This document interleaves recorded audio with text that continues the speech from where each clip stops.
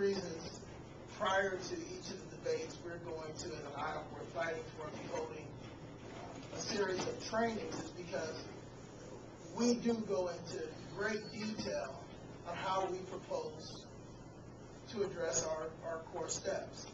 One, reorganizing, reducing, and reprioritizing state government.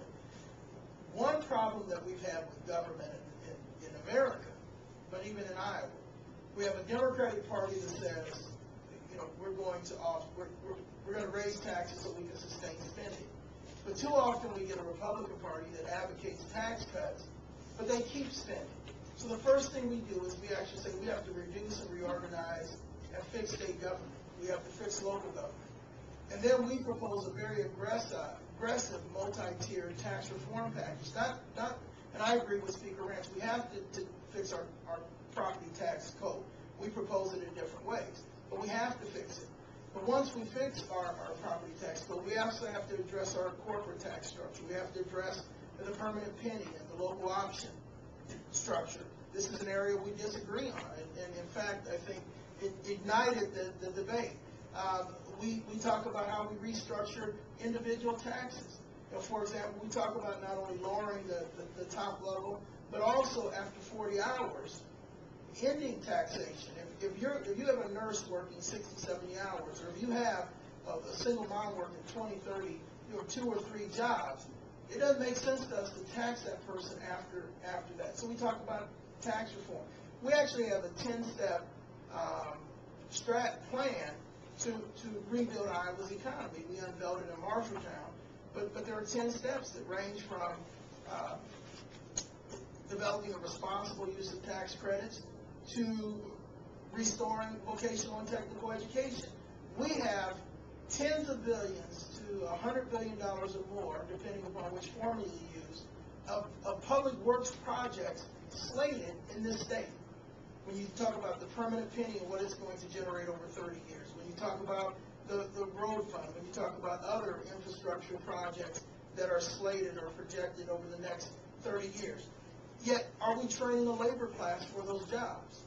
And does that make sense? To allocate all those dollars, federal and state dollars, but you don't have workers. We need to have a serious discussion about wages. If we're spending federal and state dollars on creating on infrastructure projects, should those jobs be able to go to illegal immigrants and the contractors then pocket the difference? Or should those dollars be shared with Iowa's labor class so that they make a livable wage so that they can take care of their families and pay a mortgage? So that's the kind of debate we need to have. So we propose that. We talk about education. Why? Because if you have an uneducated population, you cannot build an economy. The Alliance for Academic Excellence, which is funded by the Bill and Melinda Gates Foundation, estimated that the impact of the dropout class of 2006 in Iowa was $2 billion. That's devastating. We talk about health care. Now, our position is we need to not just talk about how we pay for health care, but we need to attack lifestyle and obesity-induced disease.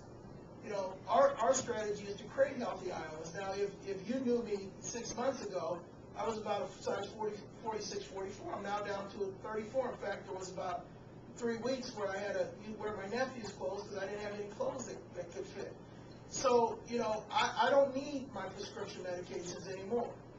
So we talk about reducing lifestyle and obesity-induced diseases by using things like tax credits to incentivize insurance companies to encourage people to go to the fitness program. So we have a very aggressive strategy, but at the end of our agenda, item 10 is leadership.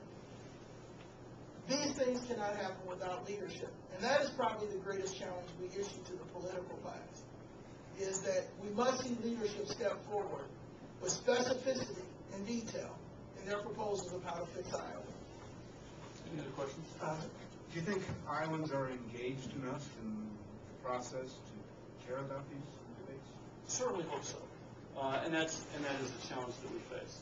But the fact is, on these topics that we laid out, from public safety to education, tax policy, it impacts every Iowan family. And so our goal today is to try to create an awareness these discussions are going to take place. And the only way it will be successful is if those Iowans actually turn out and participate. If Iowans really want just a spoon-fed, campaign, they'll get that. But John and I are trying to change the dynamics and, sort of appeal to everyone's, better nature.